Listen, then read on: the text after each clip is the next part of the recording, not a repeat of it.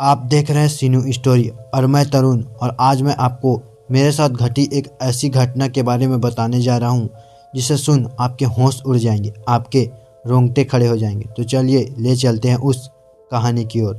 तो दोस्तों, यह बात तब की है जब नवरात्रि की रात को मैं दोस्त के घर से लौट रहा था।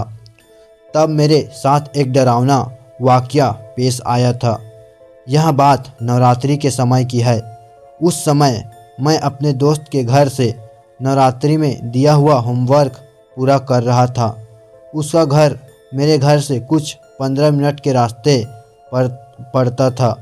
नवरात्रि का समय था तो हर जगह नवरात्रि के कुछ भजन चल रहे थे और कुछ लोग भी काफ़ी धूमधाम से माता रानी के भक्ति में मग्न थे। हम दोनों का होमवर्क पूरा हो गया था। हमने एक दिन में पूरा होमवर्क पूरा कर लिया था। जिस समय हमारा होमवर्क पूरा हुआ उस समय रात के 11 बज रहे थे, पर मुझे इस बात से कोई फ़र्क नहीं पड़ता था क्योंकि पहले भी मैं उसके साथ इतनी रात रुक चुका था। पर हर बार मैं उसके घर पर रात रुकता था, पर आज मुझे घर जाना था तो मैंने अपना सारा सामान उठाया और उसे बाय कहकर मैं अपने घर की ओर निकल गया। रात काफ़ी हो जाने के कारण आसपास चहलकदमी बिल्कुल नहीं थी, पर मुझे इस बात से कोई फ़र्क नहीं पड़ता था और मैं अपने घर की ओर बढ़े चले जा रहा था। तब मेरे सामने दो रास्ते आए। दोनों रास्ते मेरे घर की ओर जाते थे। एक रास्ता थोड़ा लंबा था और एक रास्ता गली से होकर जाता था। मैंने जल्दी पहुंचने के लिए उस गली का रास्ता चुन लिया। वो एक सुनसान गली थी और वो एक ऐसी गली थी जिसमें लोग रात को क्या सुबह भी निकलना मुश्किल समझते थे। पर उस गली से मेरे घर तक पहुंचने का रास्ता काफ़ी छोटा था, इसलिए मैंने ये गली वाला रास्ता चुना। उस गली में ज़्यादा रोशनी नहीं थी, जिस कारण वहाँ पर थोड़ा थोड़ा अंधेरा भी था, तो सही से दिखाई नहीं दे रहा था।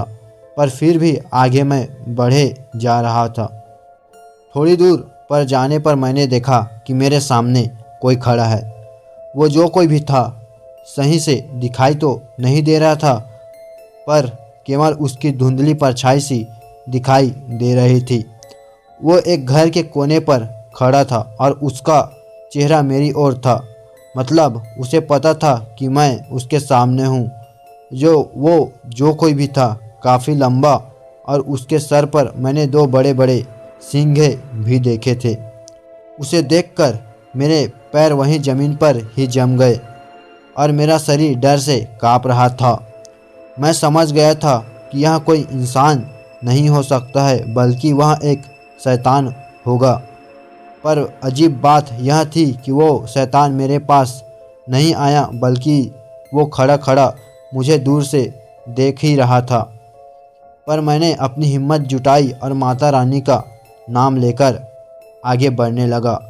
पर न चाह कर भी मैं उसे देख रहा था।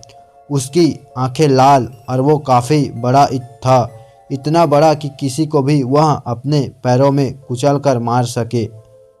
मैं उस गली के बाहर निकल आया और अब मेरी जान में जान आई। मैंने पीछे मुड़कर देखा पर वहाँ कोई नहीं था। मैं तेज़ी से भागकर अपने घर लौट आया और अपने कमरे में जाकर सो गया। मुझे नहीं पता था कि वो क्या था, पर घर पर मैंने देखा कि मेरे गले में माँ दुर्गा का ताबिज़ था। शायद इसलिए वो शैतान मेरे पास नहीं आ सका। मुझे मेरे दादी की बात याद आई कि त्योहारों पर अच्छी ताकतों के साथ बुरी ताकतें भी इस दुनिया में भटकती है। ये ताकतें रात के समय बहुत ज़्यादा सक्रिय रहती है, इसलिए हमें ऐसी ताकतों से बचकर रहना चाहिए और सुनसान जगहों पर जहाँ कोई आता जाता नहीं हो वहाँ नहीं जाना चाहिए। यह बात मैंने अपने घर में किसी को भी नहीं बताई क्योंकि मैं नहीं चाहता था कि सब मेरी वजह से चिंता करें। तो दोस्तों, मेरे साथ घटी यह नवरात्रि की समय की घटना मुझे हमेशा याद है और आज भी याद है। तो दोस्तों कैसी लगी यह मेरी स्टोरी? अगर अच्छी लगी तो प्लीज़ वीडियो को लाइक कर दीजिए, सब्सक्राइब कर दीजिए और शेयर करना बिल्कुल भी ना भूलें।